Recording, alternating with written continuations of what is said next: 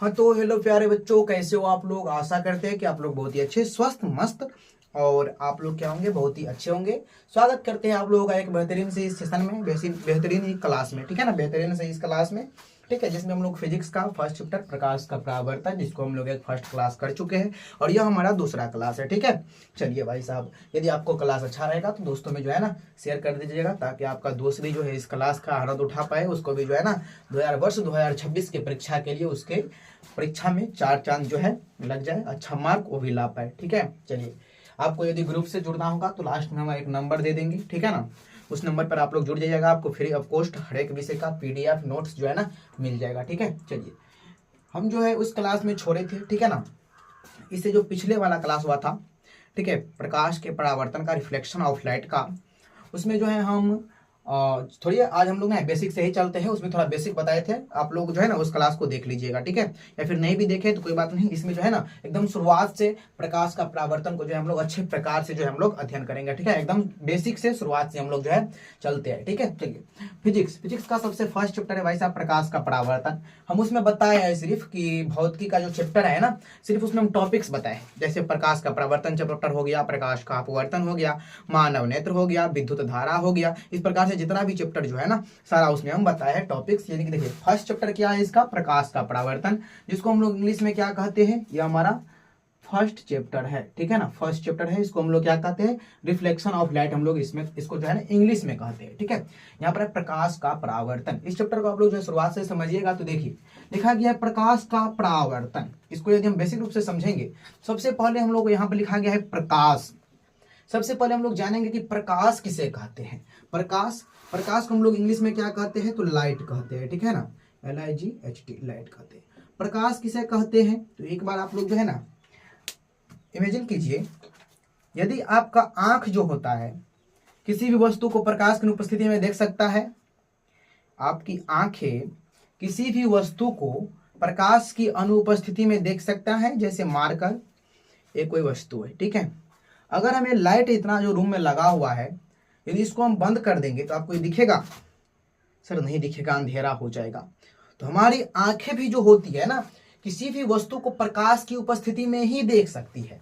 अर्थात प्रकाश क्या हुआ बताओ, प्रकाश एक प्रकार का ऊर्जा हो गया, ठीक है। तो यहाँ पर समझो कि प्रकाश क्या है सर, तो प्रकाश एक प्रकार की ऊर्जा होती है, ठीक है ना। प्रकाश क्या होती है, प्रकाश एक प्रकार की ऊर्जा होती है, जिससे हमें किसी वस्तु को देखने में क्या होती है, आसानी होती है, ठीक है, या आसानी सॉरी, हमें किसी वस्तु को देखने की अनुभूति होती है, ठीक है ना, यानी कि उस वस्तु को हम देख सकते हैं, किसी वस्तु को देखने की क्या होती है, अनुभूति होती है। प्रकाश क्या है, प्रकाश एक प्रकार की भाई साहब ऊर्जा होती है, जिसको हम इस प्रकार से लिखेंगे, प्रकाश क्या है, तो प्रकाश क्या है, प्रकाश एक प्रकार का ऊर्जा है। प्रकाश एक प्रकार का क्या है भाई साहब, प्रकाश एक प्रकार का ऊर्जा है, जिससे हमें किसी वस्तु को देखने की क्या होती है, जिससे हमें किसी वस्तु को देखने की, किसी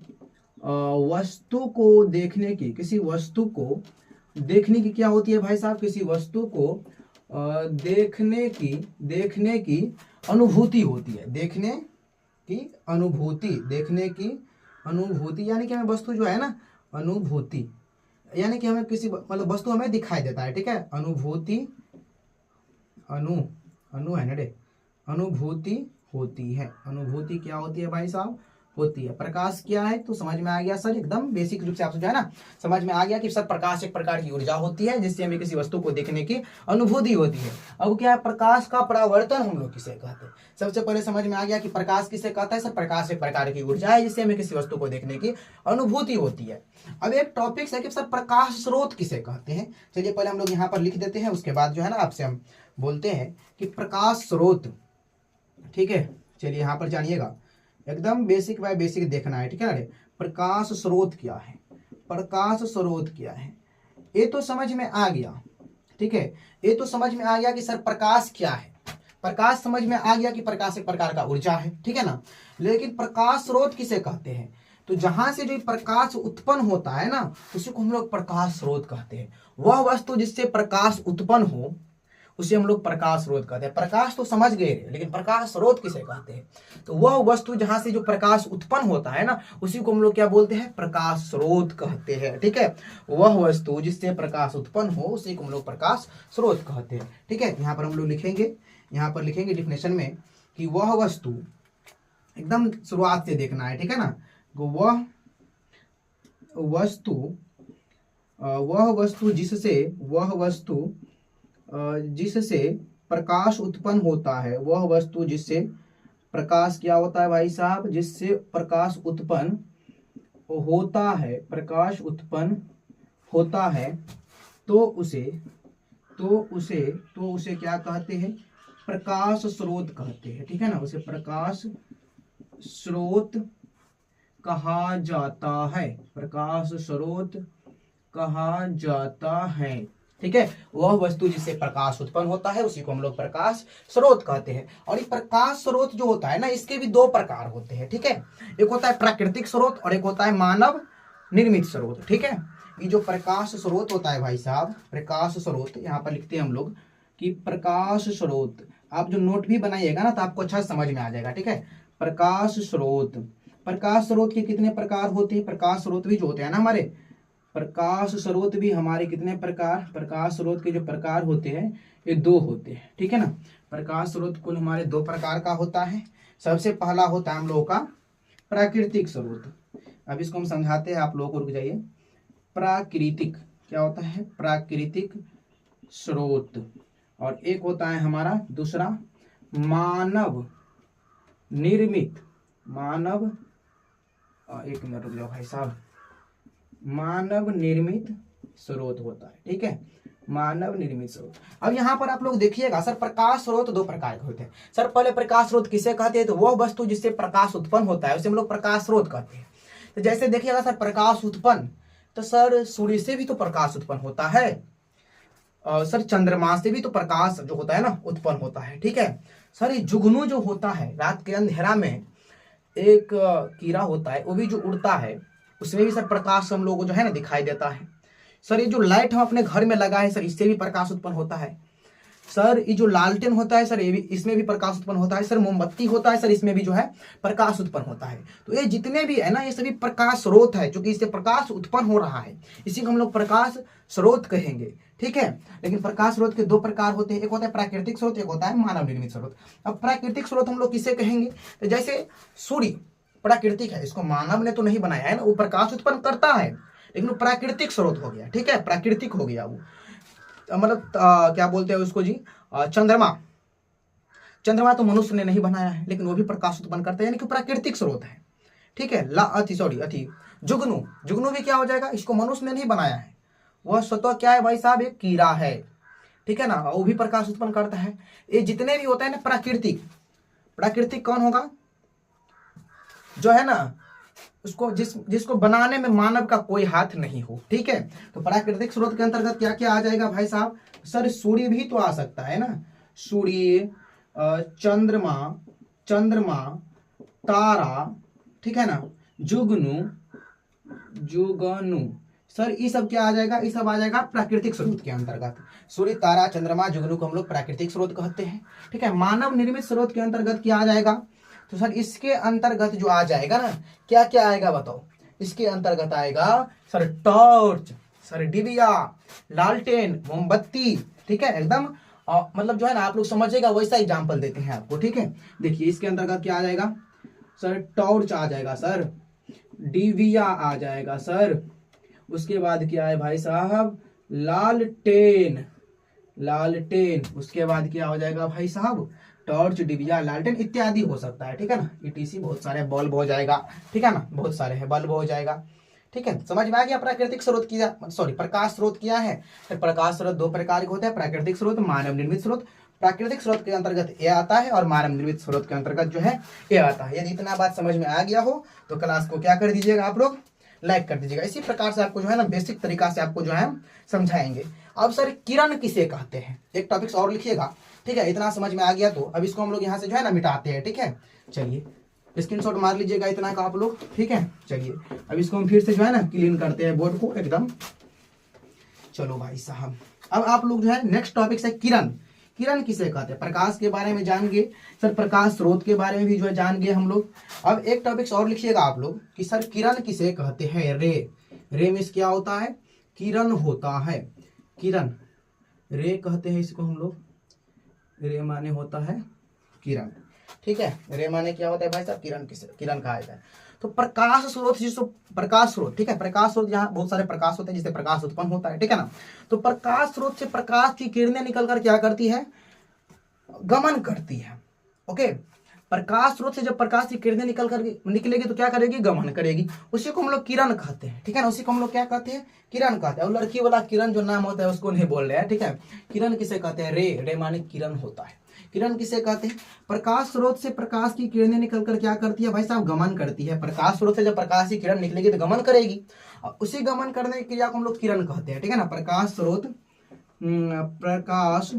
स्रोत से प्रकाश की किरणें निकलकर क्या करती है, किरणें निकल कर गमन करती है। प्रकाश स्रोत से प्रकाश की किरणें निकलकर गमन करती है, उसे क्या कहा जाए, प्रकाश स्रोत से प्रकाश की किरणें निकलकर गमन करती है, उसी को हम लोग किरण यानी कि रे कहा जाता है। उसी को हम लोग क्या कहते हैं भाई साहब, किरण कहा जाता है, या फिर उसी को हम लोग किरण कहते हैं। सर प्रकाश स्रोत समझ में नहीं आया सर, अरे यार जो वस्तु प्रकाश उत्पन्न करे, जैसे तुमको हम समझाना चाहेंगे तो मान लो ये सूर्य है, ठीक है ना, क्या है भाई साहब, ये प्रकाश उत्पन्न कर रहा है, ठीक है ना, प्रकाश उत्पन्न कर रहा है, अरे यही तो प्रकाश स्रोत है जिससे प्रकाश उत्पन्न हो, उसी को हम लोग प्रकाश स्रोत कहते हैं। समझ में आ गया, चलो अब किरण समझ में आ गया कि प्रकाश स्रोत से प्रकाश की किरणें निकलकर गमन करती है, उसी को हम लोग किरण कहते हैं। तो जस्ट इसका अगला भाई क्या है भाई साहब, इसका अगला है किरण पुंज किसे कहते हैं, ठीक है ना। इसका अगला है ये किरण पुंज किसे कहा जाता है, किरण पुंज जो है हम लोग किसे कहते हैं, और एकदम ये भी है, ठीक है ना। तो जब प्रकाश स्रोत से प्रकाश की किरणें निकलकर गमन करेगी उसी को हम लोग किरण कहेंगे। तो किरण पुंज किसे कहेंगे, तो किरणों के समूह को हम लोग किरण पुंज कहेंगे, ठीक है। जब बहुत सारे किरण हो तो किरणों के समूह को क्या कहेंगे, किरणों के समूह को क्या कहेंगे भाई साहब, किरण पुंज हम लोग कहते हैं, या फिर कहा जाता है। किरणों के समूह को क्या कहा जाता है, तो किरणों के समूह को ही हम लोग किरण पुंज भी जो है कहते हैं, ठीक है। अभी जो किरण पुंज होता है ना, इसके भी प्रकार होते हैं।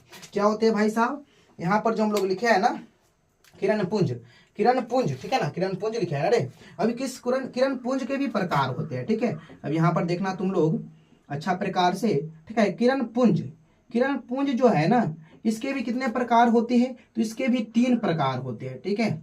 इसके भी कितने प्रकार होते हैं भाई साहब, तो इसके भी जो होते हैं ना 3 प्रकार होते हैं, इसके भी 3 प्रकार होते हैं। एक होता है समांतर किरण पुंज, संतृप्त किरण पुंज, अपशिष्ट किरण पुंज, और एक समांतर किरण पुंज होता है, ठीक है। तो इसको भी देखिएगा, संस्तृत किरण पुंज, यही है ना रे, देखना 2 बुक में, हाँ, संस्तृत किरण पुंज, अपशिष्ट किरण पुंज, समांतर किरण पुंज, हाँ यही है, ठीक है। संस्तृत किरण पुंज, एक होता है कि अपशिष्ट किरण पुंज, और एक क्या होता है, संस्तृत किरण पुंज, अपशिष्ट किरण पुंज, और एक होता है समांतर किरण पुंज। एक क्या होता है भाई साहब, समांतर किरण पुंज।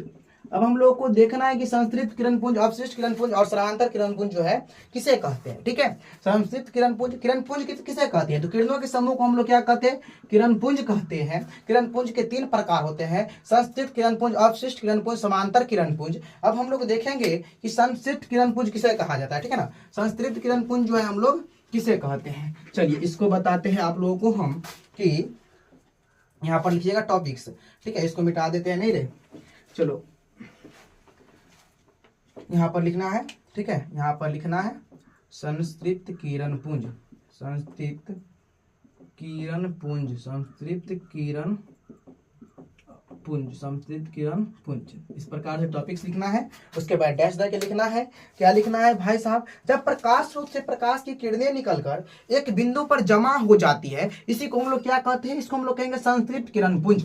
जैसे इसको आप लोग समझिएगा तो इस प्रकार से समझ सकते हैं। जब प्रकाश स्रोत से, समझ सकते हैं, जब प्रकाश स्रोत से, जब प्रकाश स्रोत से, प्रकाश स्रोत और तो समझ में आ रहा होगा ना आप? जब प्रकाश स्रोत से, जब प्रकाश स्रोत से प्रकाश की किरणें निकलकर, प्रकाश की किरणें निकल कर एक बिंदु पर, ठीक है, एक बिंदु पर जमा हो जाती है, एक बिंदु पर जमा हो जाती है, जमा हो जाती है, तो उसे, जमा हो जाती है तो उसे हम लोग क्या कहेंगे? तो उसे संतृप्त किरण पुंज कहा जाता है। तो उसे संतृप्त किरण पुंज, ठीक है ना, किरण पुंज हम लोग किसे कहते हैं भाई साहब? तो कहा जाता है। जैसे यहाँ पर समझिएगा, जब प्रकाश की किरणें इस प्रकार से जो है ना आ रहा है, ठीक है, जब प्रकाश की किरणें जो है इस प्रकार से आ रहा है, इसको इस प्रकार से कर दो, ठीक है। प्रकाश की किरणें क्या कर रहा है भाई? जब प्रकाश स्रोत से प्रकाश की किरणें इस प्रकार से निकल कर आ रही है और एक बिंदु पर, ठीक है ना, एक बिंदु पर आकर जो है ना जमा हो जाती है, इसी को हम लोग संतृप्त किरण पुंज जो है कहा जाता है। जब प्रकाश स्रोत से प्रकाश की किरणें निकलकर गमन करेगी और एक बिंदु पर जमा हो जाएगी, किसी एक बिंदु पर जमा हो जाएगी, इसी को हम लोग संतृप्त किरण पुंज जो है कहते हैं। आपको अच्छा प्रकार से जो है समझ में जो है ना भाई साहब आ रहा होगा, ठीक है। अब यहाँ पर है कि अपसृष्ट किरण पुंज किसे कहा जाता है, ठीक है। टॉपिक्स लिखिएगा इसके नीचे कि अच्छा से लिखो, ठीक है ना, अपसृष्ट किरण पुंज, अपसृष्ट किरण पुंज भी हम लोग किसे कहते हैं? तो जस्ट इसी का उल्टा है। जब प्रकाश स्रोत से प्रकाश की किरणें निकलकर एक दूसरे से हटती जाती है, एक दूसरे से हटती जाएगी, उसी को हम लोग क्या कहेंगे? उसको हम लोग कहेंगे अपसृष्ट किरण पुंज। यहाँ पर लिखिएगा कि जब प्रकाश स्रोत से, जब प्रकाश स्रोत से प्रकाश की किरणें निकलकर, जब प्रकाश स्रोत से प्रकाश की किरणें निकलकर, जब प्रकाश स्रोत से प्रकाश की किरणें निकल, ठीक है ना, यहाँ पर लिखना है, निकल कर एक दूसरे से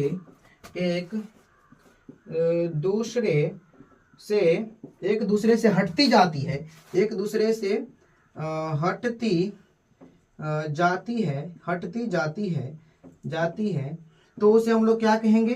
तो उसे अपसृष्ट किरण पुंज जो है ना हम लोग उसी को कहते हैं, अपसृष्ट किरण पुंज कहते हैं या फिर कहा जाता है।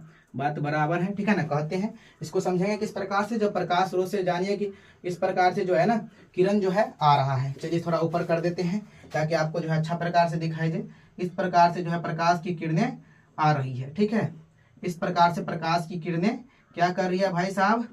आ रही है। इस प्रकार से प्रकाश की किरणें आ रही है और क्या हो जाएगा? एक दूसरे से इस प्रकार से ना हटती जाएगी, एक दूसरे से इस प्रकार से हटती जाएगी। इसी को हम लोग क्या कहेंगे? इसी को हम लोग अपसृष्ट किरण पुंज कहेंगे, ठीक है। और जब एक बिंदु पर जमा हो जाएगी, इसको हम लोग संतृप्त किरण पुंज, जब एक दूसरे से हटती जाएगी उसे हम लोग अपसृष्ट किरण पुंज कहेंगे। इतना समझ में आ गया, ठीक है। अब हम लोग अगला टॉपिक देखते हैं। अब हमारा एक अगला है समांतर किरण पुंज, ठीक है। यहीं पर लिख देते हैं ना रे, अब यहाँ पर लिख देते हैं इसको भी हम लोग समांतर, ठीक है ना। अब यहीं पर लिख देते हैं हम लोग समांतर, इसको आराम से समझ सकते हैं, सारा का सारा हल्का है भाई साहब, समांतर किरण पुंज। अब इसको समझिएगा, जब प्रकाश स्रोत से प्रकाश की किरणें निकलकर एक दूसरे के समांतर गमन करेगी, उसको हम लोग कहेंगे समांतर किरण पुंज। देखिए समांतर किरण पुंज किसे कहेंगे? जब प्रकाश स्रोत से, जब प्रकाश स्रोत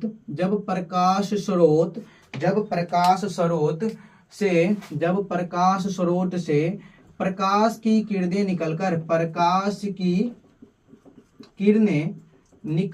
जब प्रकाश स्रोत से प्रकाश की किरणें निकलकर एक दूसरे के एक दूसरे के क्या करेगी भाई साहब, समांतर गमन करेगी, तो उसे क्या कहेंगे हम लोग, तो उसे समांतर किरण पुंज कहा जाता है। तो उसे समांतर किरण और क्या कहते हैं भाई साहब, पुंज कहते हैं। समझ में आ गया, तीनों किरण पुंज, संस्थित किरण पुंज, अवशिष्ट किरण पुंज, समांतर किरण पुंज। समांतर किरण पुंज को समझिए, जब प्रकाश स्रोत से प्रकाश की किरण निकलकर एक दूसरे की समांतर गमन करेगी तो उसे हम लोग समांतर किरण पुंज कहते हैं। जैसे यहाँ पर समझिएगा, इस प्रकार से प्रकाश की किरणें जो है ना निकली, ठीक है, निकली, और यह नहीं एक बिंदु पर जमा हुई और नहीं एक दूसरे से हटी, ठीक है ना, एक दूसरे के इस प्रकार से सीधा जो है गमन करेगी, ठीक है। जैसे हम इस प्रकार से जो है चल रहे हैं, ठीक है, मेरे पीछे एक और लड़का आ रहा है, ठीक है, हम दोनों को एक बिंदु पर आए भी नहीं, और नहीं हम दोनों को इधर रास्ता में गए ना उधर गए, ठीक है, दोनों को एक दूसरे के समांतर चल रहे हैं, इसी को हम लोग समांतर किरण पुंज जो है ना कहते हैं। जैसे इस प्रकार से दोनों चारों जो है ना सीधा में चल रहे हैं। मान लीजिए कि चारों लड़का है, ठीक है, मान लीजिए चारों लड़का है। अब ये चारों जो है ना किसी जगह से आया, उस जगह को हम लोग मान लेते हैं प्रकाश स्रोत, ठीक है, उस जगह से आया और ये चारों नहीं इधर गया नहीं उधर गया नहीं किसी बिंदु पर आकर के चारों मिला, चारों एक दूसरे के समांतर जो है चल रहा है, ठीक है ना, समांतर गमन कर रही है, समांतर चल रही है, इसी को हम लोग जो है समांतर किरण पुंज कहेंगे। जब सभी लड़का आकर के एक बिंदु पर बैठ जाएगा उसको हम लोग क्या कहेंगे, उसको कहेंगे संस्तृप्त। जब चारों दो एक दिशा में भाग जाएगा, दो एक दिशा में भाग जाएगा, ठीक है ना, वो इधर गया ये इधर गया, उसको कहेंगे हम लोग अवशिष्ट किरण पुंज। तो आराम से आप लोगों को जो है ना समझ में आ गया होगा कि किरण पुंज जो है आता है कितने प्रकार का होता है, ठीक है, 3 प्रकार का होता है। तीनों किरण पुंज जो है आप लोगों को समझ में आ गया, ठीक है ना। अब हम लोग पढ़ेंगे कि प्रकाश के सरल रेखीय गमन का सिद्धांत क्या है। 1 मिनट के बॉस, चलिए अब जानेंगे हम लोग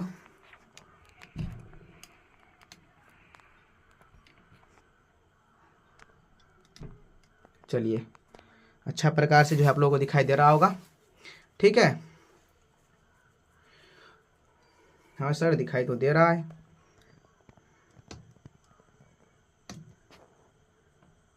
एक मिनट भाई साहब, कैमरा को थोड़ा जो है ना हम इधर कर देते हैं ताकि आप लोग को अच्छा प्रकार से जो है ना दिखाई जो है दे। चलिए बहुत ही बेहतरीन तरीका से जो है आप लोगों को दिखाई दे रहा होगा, ठीक है। चलिए भाई साहब,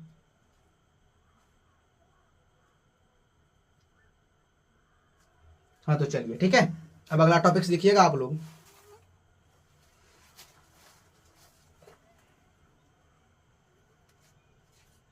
चलिए अब अगला टॉपिक्स लिखिए, तो प्रकाश के सरल रेखीय गमन का सिद्धांत लिखिएगा, ठीक है, प्रकाश के सरल रेखीय गमन का सिद्धांत। इसको मिटाते हैं अब हम लोग यहाँ से ना रहे, चलो इसको मिटाओ अब, ठीक है, अब इसको मिटाओ। अब यहाँ पर लिखेंगे हम लोग प्रकाश के सरल रेखीय गमन का सिद्धांत, भी तो लिखना है ना। चलो अब लिखना है यहाँ पर प्रकाश के सरल रेखीय गमन का सिद्धांत, लिखिएगा प्रकाश के सरल रेखीय गमन का सिद्धांत, ठीक है। चलिए मार्कर कहाँ रख लिए रे, चलो लिखते हैं इधर। नेक्स्ट टॉपिक हम लोगों का है कि प्रकाश के सरल रेखीय, इस नियम के अनुसार जो है आप लोग बहुत चीज सीखिएगा, ठीक है। सरल रेखीय गमन का सिद्धांत, इस नियम के सिद्धांत के अनुसार जो है आप लोगों को एक ऑब्जेक्टिव मिलेगा ना, उस ऑब्जेक्टिव को आप लोग अच्छा से रख लीजिए, आपको तुरंत समझ में आ जाएगा कि प्रकाश के सरल रेखीय गमन का सिद्धांत क्या है। गमन का सिद्धांत जो है क्या है, इसको आप लोग जो है आराम से समझिए। प्रकाश के सरल रेखीय गमन का सिद्धांत जो है क्या है, तो प्रकाश जो होता है लाइट, ये क्या करती है पता है ना, प्रकाश किसी भी माध्यम में क्या हो, प्रकाश किसी भी माध्यम में हमेशा सरल, सबसे पहला बात क्या समझिए कि सरल मतलब क्या होता है, अपने लोग में जानना चाहेंगे तो सरल और सीधी। प्रकाश किसी भी माध्यम में हमेशा सरल या सीधी रेखा में गमन करती है, बहुत ही मस्ट भी ऑब्जेक्टिव है।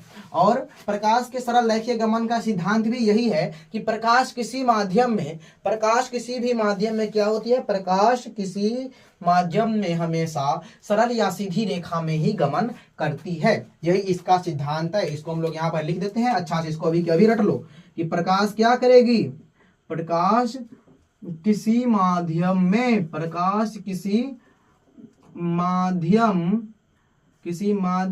अच्छा से लिखो, ठीक है ना, प्रकाश किसी माध्यम, प्रकाश किसी माध्यम में सरल या सीधी रेखा में गमन करती है। प्रकाश किसी माध्यम में हमेशा क्या करती है, प्रकाश किसी माध्यम में हमेशा क्या करेगी भाई साहब, सरल और सीधी रेखा में गमन करती है।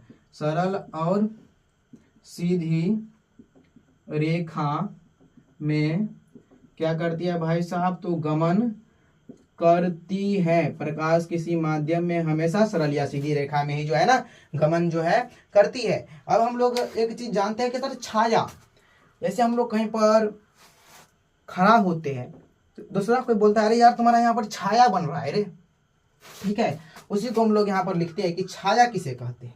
ठीक है, उसी को हम लोग यहाँ पर टॉपिक्स का नाम लिखते हैं कि छाया है क्या, ठीक है ना।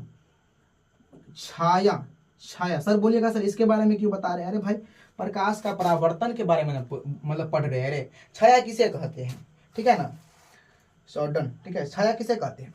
तो जब हम लोग प्रकाश को रोकते हैं ना, प्रकाश को रोकने से क्या बनता है, जब प्रकाश को रोकने से जो अंधेरा क्षेत्र बनता है ना, उसी को हम लोग छाया कहते हैं। यानी कि जब तक हम प्रकाश को, रात के समय में छाया बनता है सर, नहीं बनता है सर, बनता भी तो है ना जब हम प्रकाश की उपस्थिति में जाते हैं, यानी कि किसी लाइट के पास, उसके बाद ही हमारा छाया बनता है। जब हम प्रकाश को रोक देते हैं तो जो अंधेरा क्षेत्र बनता है इसी को हम लोग छाया कहते हैं। इस चैप्टर में हमको पढ़ना था ना रे कि प्रकाश को रोकने से, इधर लिखिएगा कि प्रकाश को रोकने से जो अंधेरा क्षेत्र बनता है, प्रकाश को रोकने से जो अंधेरा, ठीक है ना, अंधेरा क्षेत्र बनता है, अंधेरा क्षेत्र बनता है, उसी को हम लोग क्या कहते हैं, बनता है, उसे हम लोग छाया कहते हैं। ठीक है ना, उसी को हम लोग क्या कहते हैं, उसी को हम लोग छाया कहते हैं। अच्छा से दिमाग में चला गया ना कि प्रकाश को रोकने से जो अंधेरा क्षेत्र बनता है उसी को हम लोग क्या कहते हैं, उसी को हम लोग छाया कहते हैं। अब हम लोग जानेंगे पदार्थ, ठीक है ना, जैसे पारदर्शक पदार्थ होता है, पारभाषक पदार्थ होता है, अपारदर्शक पदार्थ होता है, इसके बारे में जो है ना हम लोग जानेंगे। ठीक है, चलिए सबसे पहले हम लोग जानेंगे किसके बारे में, पारदर्शक पदार्थ के बारे में। ठीक है, सबसे पहले हम लोग किसके बारे में जानेंगे भाई साहब, तो पारदर्शक, ठीक है ना, पारदर्शक पदार्थ, पारदर्शक पदार्थ किसे कहते हैं। बहुत ही जो है ना ऑब्जेक्टिव में ऐसा पूछा जाता है, ठीक है ना, ऑब्जेक्टिव में पूछेगा किस प्रकार से भी बताते हैं आपको हम कि पारदर्शक पदार्थ किसे कहते हैं। तो वैसे पदार्थ जिससे होकर प्रकाश की किरणें तुरंतः आर पार कर जाती है, यानी कि पूरा आर पार हो जाता है, उसी को हम लोग क्या कहते हैं, पारदर्शक पदार्थ कहते हैं। जैसे हवा, पानी, कांच। अब पूछेगा कि हवा है, हवा कौन सा पदार्थ है भाई साहब, कांच है, कांच कौन सा पदार्थ है, ऑब्जेक्टिव में पूछेगा इसी प्रकार से। तो पारदर्शक पदार्थ किसे कहेंगे, तो वैसा पदार्थ जिससे होकर प्रकाश की किरणें तुरंत आर पार कर जाती है, पूरा आर पार कर जाती है, उसी को हम लोग पारदर्शक पदार्थ जो है कहते हैं। जैसे समझिएगा तो सूर्य के सामने आप कांच को रख दीजिए और कांच के इस पार आकर के ठहरा हो जाइए, तो देखिए भाई साहब प्रकाश तो सीधा आर पार कर रही है भाई साहब, इसी को हम लोग पारदर्शक पदार्थ कहते हैं। हवा भाई साहब, हवा से सीधा हम लोग को प्रकाश, हवा बह रहा है, प्रकाश दिखाई दे रहा है, ठीक है ना, हवा होता है। पानी में भी प्रकाश प्रवेश कर जाती है। ठीक है, चलिए पारदर्शक पदार्थ किसे कहा जाता है, वैसी पदार्थ जिससे होकर प्रकाश की किरणें तुरंतः आर पार कर जाती है, उसी को हम लोग यहाँ पर लिखेंगे कि वैसा पदार्थ जिससे होकर, वैसा पदार्थ जिससे होकर प्रकाश की किरणें पूर्णतः, ठीक है ना, पूर्णतः आर पार कर जाती है, पूर्णतः आर पार कर जाती है, तो उसे हम लोग क्या कहते हैं, तो उसे पारदर्शक पदार्थ कहा जाता है, तो उसे पारदर्शक पदार्थ कहा जाता है। और ये 3 प्रकार के, ठीक है, सॉरी, ये देखिए, एक हो गया पारदर्शक पदार्थ। जैसे इसके अंतर्गत हम लोग क्या लिखेंगे बताओ, जैसे हम लोग यहाँ पर लिखेंगे, अच्छा से देख लीजिएगा, ठीक है ना, एग्जाम्पल जैसे जैसे हम लोग लिखेंगे, हम लोग यहाँ पर हवा, हवा को भी भाई आसानी से प्रकाश जो है ना आर पार कर जाती है। पानी को भी, ठीक है ना रे, पानी को भी, कांच को भी, ठीक है ना, कांच को भी, ETC, ठीक है, कांच को भी इत्यादि हम जो है इधर लिख दिया। चलो अब एक और होता है पारदर्शक हो गया।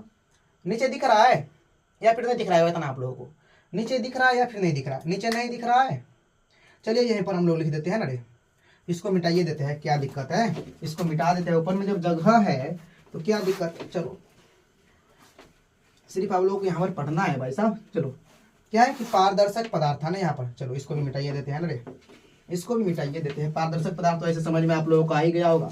यहाँ पर हम लोग पढ़े अभी पारदर्शक, एक होता है पारभाषक, ठीक है ना, पारभाषक, पारभाषक, पारभाषक पदार्थ, पारभाषक पदार्थ, ये भी होते हैं पारभाषक पदार्थ। अब पारभाषक पदार्थ किसे कहेंगे, तो वैसा, क्या लिखेंगे, पारभाषक पदार्थ में किसे क्या लिखेंगे, वैसा पदार्थ जिससे होकर प्रकाश की किरणें औसतः आर पार कर जाती है, उसी को हम लोग कहते हैं पारभाषक पदार्थ। पहले लिख देते हैं, उसके बाद समझाते हैं पारभाषक पदार्थ क्या होता है।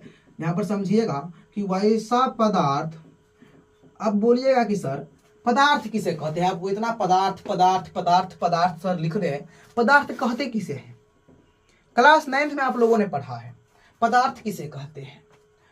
चलिए फिर से बताते हैं भाई साहब, सभी को तो याद नहीं होता है ना। पदार्थ किसे कहते हैं, तो वह वस्तु जो स्थान को घेरती है तथा उसका कुछ द्रव्यमान भार होती है, उसी को हम लोग पदार्थ कहते हैं।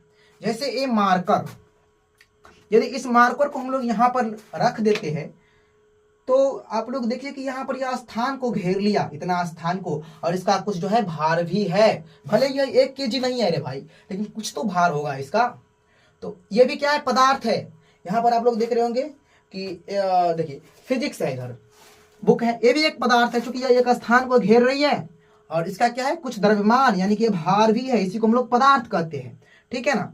समझ में आ गया पदार्थ किसे कहते हैं। अब यहाँ पर लिखा गया है पारभाषक पदार्थ, तो वैसा पदार्थ जिससे होकर, समझ में आ गया पदार्थ ना रे, वैसा पदार्थ जिससे होकर, वैसा पदार्थ जिससे होकर प्रकाश की किरणें, वैसा पदार्थ जिससे होकर प्रकाश की किरणें औसतः, ठीक है ना, औसतः का मतलब समझाते हैं, औसतः आर पार कर जाती है, आर पार कर जाती है, आर पार कर जाती है, तो उसे हम लोग क्या कहेंगे भाई साहब, तो उसे हम लोग पारभाषक, पारभाषक पदार्थ जो है हम लोग कहते हैं, पारभाषक पदार्थ कहते हैं। अब समझिएगा कि औसतः आर पार करती है सर, इसमें पुरंता आर पार नहीं करती है, ऐसा बात भी नहीं है कि इससे आर पार मतलब कभी भी करवे नहीं करेगा, ठीक है। इसमें क्या बात है कि वैसा पदार्थ जिससे होकर प्रकाश की किरणें औसतः आर पार करती है, यानी कि तुरंत, यानी कि पूरा आर पार नहीं करती है, या फिर कुछ भी आर पार नहीं करती है, इसमें औसतः आर पार करती है, ठीक है ना। औसतः आर पार किस किस में कर सकता है बताओ, तो सर तेल से भीगा हुआ कागज जो होता है सर, यदि हम कांच को घिस देंगे, ठीक है, कांच को यदि हम लोग घिस देंगे तो सर उससे भी प्रकाश जो है तुरंत आर पार नहीं करेगा, थोड़ा ही आर पार करेगा। अगर किसी कागज को तेल से भिजा देंगे, प्रकाश के आगे में इस प्रकार से रखेंगे, थोड़ा ही जो है ना आर पार करेगा। जैसे इसके एग्जाम्पल में लिखेंगे हम लोग क्या, तो घिसा हुआ कांच, ऐसे लिखेंगे घिसा हुआ कांच का तेल से भिगा हुआ कागज, या फिर इस प्रकार से हम लिख देते हैं ETC इत्यादि हो गया, ठीक है ना। चलो अब एक और समझते हैं, हम लोग कि अपारदर्शक पदार्थ किसे कहते हैं भाई साहब। अब देखिए तीनों पदार्थ समझ में आ गया। अब यहाँ पर हम लोग लिखेंगे अपारदर्शक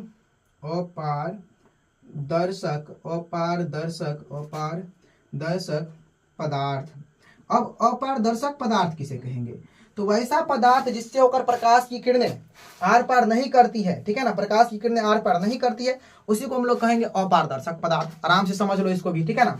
जिससे तुरंत पूरा आर पार कर जाएगी उसको बोलेंगे पारदर्शक, जिसमें थोड़ा ही आर पार करेगी उसको हम बोलेंगे पारभाषक, जिसको हम यहाँ पर लिखे हैं। ठीक है, अब अपारदर्शक कहेगी जिससे प्रकाश की किरणें आर पार करेगी ही नहीं, उसे हम लोग कहेंगे अपारदर्शक। ठीक है, तो यहाँ पर लिखेंगे वैसा पदार्थ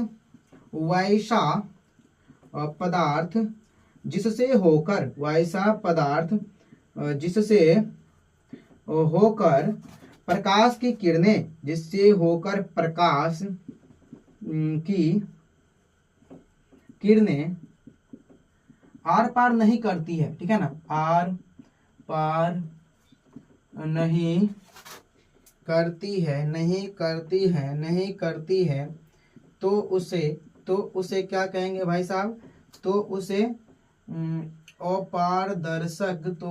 अपारदर्शक पदार्थ कहा जाता है। तो उसे अपारदर्शक पदार्थ कहा जाता है। जैसे दीवाल को ले लो, एग्जाम्पल में ले लेते हैं हम लोग, जैसे दीवाल, पत्थर। ठीक है ना, इस सबसे कभी भी जो है ना प्रकाश इस पार से उस पार करेगा। दीवाल ले लो, पत्थर ले लो, ठीक है ना, ETC कर देते हैं। ठीक है, चलो, दीवाल से भी जो है कहीं भी प्रकाश जो है ना आर पार नहीं कर सकती है। समझ में आ गया होगा। अब हम लोग लिखते हैं कि प्रकाशीय माध्यम किसे कहते हैं भाई साहब। अब यहाँ पर हम लोग टॉपिक्स का नाम लिखते हैं प्रकाशीय माध्यम। ठीक है, टॉपिक्स का नाम लिखते हैं प्रकाशीय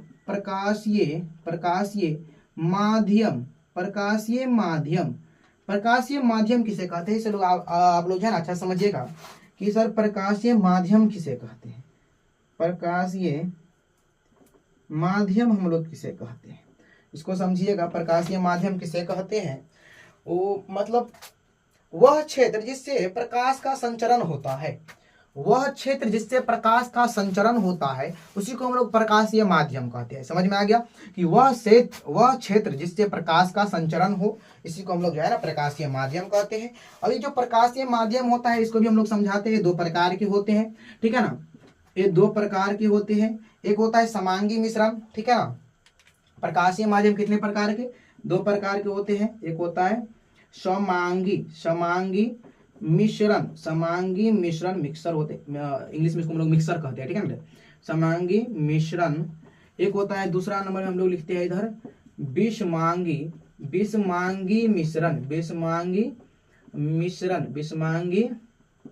मिश्रण। समझ में आ गया कि सर प्रकाशीय माध्यम किसे कहेंगे, तो वह क्षेत्र जिससे प्रकाश का संचरण हो, उसी को हम लोग प्रकाशीय माध्यम कहेंगे। प्रकाशीय माध्यम हमारा 2 प्रकार का होता है, समांगी माध्यम, विषमांगी माध्यम होता है। अब हम लोग सिंपली यहाँ पर समझेंगे कि समांगी माध्यम किसे कहते हैं और विषमांगी माध्यम जो है हम लोग किसे कहते हैं। इसको इधर मिटा देते हैं भाई साहब। ठीक है, चलो इसको इधर मिटा देते हैं हम लोग। अब चलो समझ में आ गया। अब इधर लिखेंगे हम लोग समांगी माध्यम, इधर लिखेंगे हम लोग समांगी माध्यम, इधर लिखेंगे हम लोग समांगी माध्यम लिखेंगे। अब समांगी माध्यम हम लोग किसे कहते हैं, समांगी माध्यम हम लोग किसे कहते हैं, वैसा माध्यम जिसके प्रत्येक भाग का गुण और बनावट एक समान हो, इसी को हम लोग समांगी मिश्रण कहेंगे। यहाँ पर लिखेंगे हम लोग कि वैसा मिश्रण जिसके प्रत्येक भाग का गुण, जिसके प्रत्येक भाग का गुण, भाग का सबसे पहला बात क्या है, भाग का गुण और बनावट क्या होता है, दोनों एक समान हो। बनावट दोनों एक समान होता है, दोनों एक समान होता है, उसे हम लोग क्या कहते हैं, उसे हम लोग समांगी मिश्रण कहते हैं।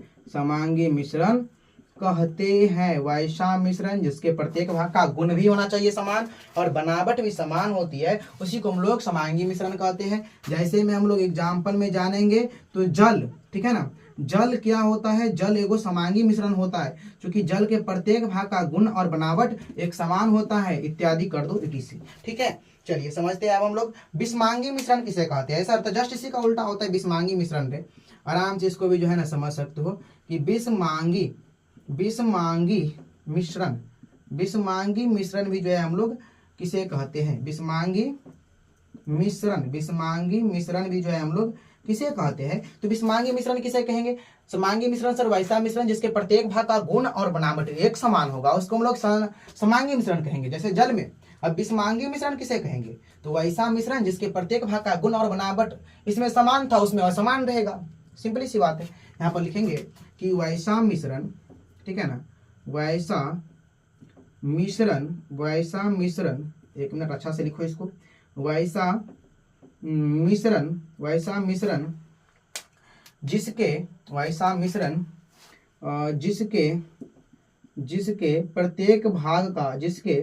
प्रत्येक भाग का गुण और बनावट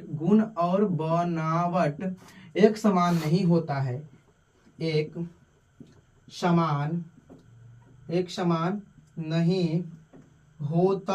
एक समान नहीं होता है, तो उसे हम लोग क्या कहेंगे भाई साहब? तो उसे हम लोग विषमांगी मिश्रण कहते हैं। सर विषमांगी मिश्रण क्या होगा? तो हवा को कभी देखे हो भाई साहब? हवा को देखेंगे कैसे सर? महसूस कर सकते हैं, या फिर इसको देखेंगे तो विशेष प्रकार का एगो जो है ना, हम लोगों को विशेष प्रकार का एगो यंत्र बनाना होगा, उसके बाद इसको हम लोग देखेंगे। ठीक है, चलो। विषमांगी मिश्रण किसे कहेंगे? वैसा मिश्रण जिसके प्रत्येक भाग का गुण और बनावट एक समान नहीं होता है, उसे हम लोग विषमांगी मिश्रण कहते हैं। जैसे हवा का प्रत्येक भाग का गुण और बनावट जो होता है एक समान नहीं होता है। ठीक है, समांगी मिश्रण किसे कहेंगे? वैसा मिश्रण जिसके प्रत्येक भाग का गुण और बनावट एक समान होता है, उसी को हम लोग समांगी मिश्रण कहते हैं। जैसे जल का जो होता है ना, क्या होता है भाई साहब? जल का प्रत्येक भाग का गुण और बनावट जो होता है ना, एक समान जो होता है। ठीक है, एक समान होता है। अब हम लोग जानेंगे अगला क्लास में, सर दीप्त पिंड किसे कहते हैं, अदीप्त पिंड किसे कहते हैं, सर प्रतिबिंब किसे कहते हैं। ठीक है ना, इमेज, प्रतिबिंब को हम लोग इंग्लिश में इमेज कहते हैं। जैसे देखिएगा, अरे तुम्हारा इमेज है रे, ठीक है ना रे, इमेज को हम लोग हिंदी में प्रतिबिंब कहते हैं। ठीक है, चलो, ठीक है ना, चलो। अब अगला सेशन में हम लोग जो है अच्छा प्रकार से देखेंगे, अच्छा प्रकार से पढ़ेंगे। इस वाले सेशन को हम लोग इतना ही पर समाप्त करते हैं, जो कि लंबा हो जाएगा। ठीक है ना, अब कल हम लोग फिर से मिलते हैं। अगला आप लोग नेक्स्ट वीडियो जो है जरूर देखिएगा। ठीक है, अच्छा लगे क्लास को लाइक कर दीजिएगा, दोस्तों में शेयर कर दीजिएगा। आपको इसी प्रकार से फिजिक्स को समझना है तो इस चैनल को भी आप लोग जो है ना सब्सक्राइब कर सकते हैं, क्योंकि आपके 10th लेवल का जो है फ्री ऑफ कॉस्ट यहाँ पर तैयारी होगा।